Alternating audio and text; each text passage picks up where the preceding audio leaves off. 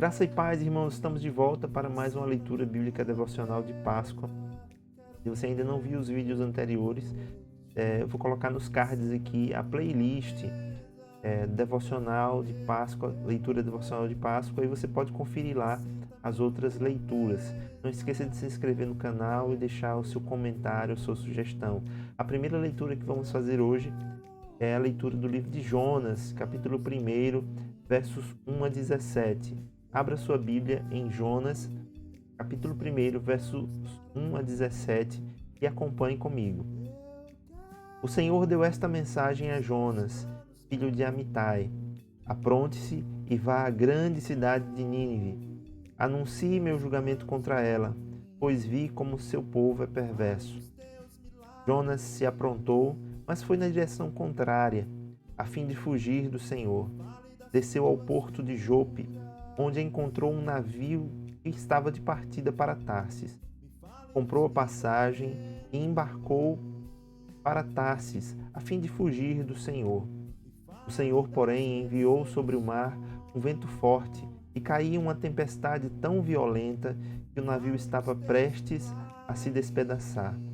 Com muito medo, os marinheiros clamavam a seus deuses para que os socorressem e lançavam a carga ao mar para deixar o navio mais leve.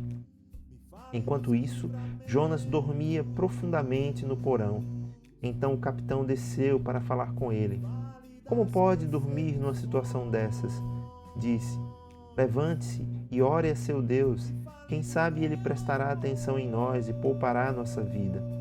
Então a tripulação tirou sortes para ver qual deles havia ofendido os deuses e causado a terrível tempestade.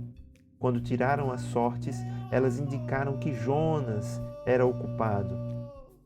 Por que essa terrível tempestade veio sobre nós? Perguntaram. Quem é você? Qual é sua profissão? De onde vem? Qual é sua nacionalidade? Jonas respondeu: Sou hebreu e adoro o Senhor, o Deus dos céus, que fez o mar e a terra.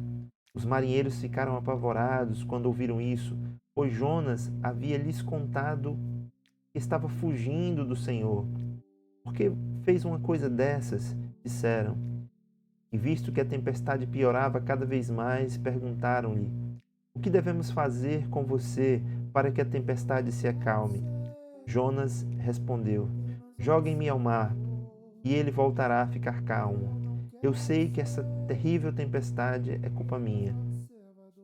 Em vez disso, os marinheiros remaram com ainda mais força para levar a embarcação à terra, mas não conseguiram, pois o mar tempestuoso havia se tornado muito violento. Então clamaram ao Senhor e disseram: Ó Senhor, não nos deixes morrer por causa deste homem, e não nos responsabilizes pela morte dele.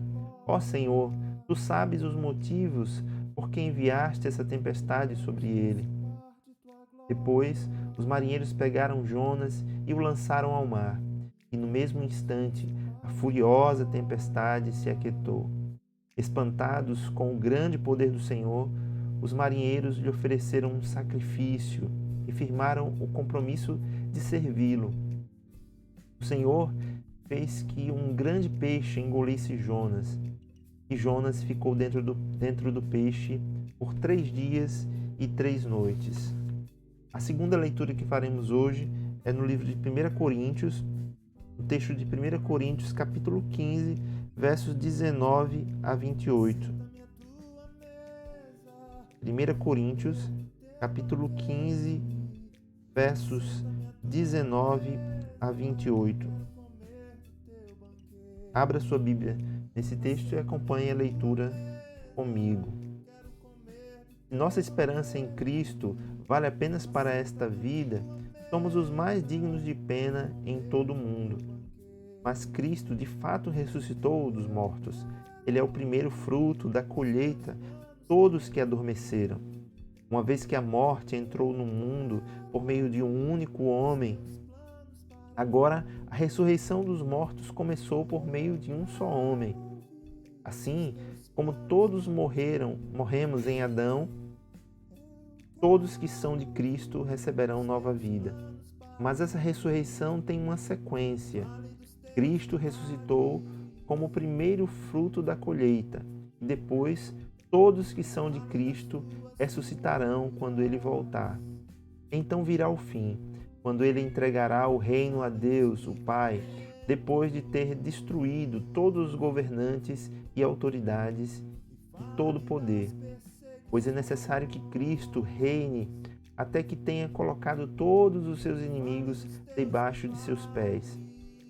E o último inimigo a ser destruído é a morte. Pois as Escrituras dizem: Deus pôs todas as coisas sobre a autoridade dele. Claro que quando diz que todas as coisas estão sobre a autoridade dele, isso não inclui aquele que conferiu essa autoridade a Cristo. Então, quando todas as coisas estiverem sob a autoridade do Filho, ele se colocará sob a autoridade do Pai, para que Deus, que deu a seu Filho a autoridade sobre todas as coisas, seja absolutamente supremo sobre todas as coisas em toda parte.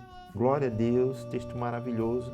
Vamos fazer a última leitura de hoje no livro de Salmo, Salmo 114. Salmo 114. Acompanhe a leitura comigo. Salmo 114. Quando o povo de Israel saiu do Egito, quando a família de Jacó deixou aquela terra estrangeira, a terra de Judá se tornou o santuário de Deus, e Israel se tornou seu domínio. O mar vermelho os viu chegando e se abriu, e as águas do rio Jordão recuaram. Os montes saltaram como carneiros e as colinas como cordeiros. O que aconteceu ao mar vermelho para que se abrisse? O que aconteceu ao rio Jordão para que recuasse? Por que, ó montes, saltaram como carneiros? Por que, ó colinas, saltaram como cordeiros? Estremeça, ó terra, na presença do Senhor, na presença do Deus de Jacó. Ele transformou a rocha em açude. Sim, do rochedo fez nascer uma fonte de água. Glória a Deus pela leitura de hoje. Que você seja abençoado. Ore a Deus, peça a Ele discernimento e fortalecimento para perseverar na fé. Amanhã estaremos de volta com uma nova leitura. Esperamos por você aqui. Que Deus abençoe. Fique na paz.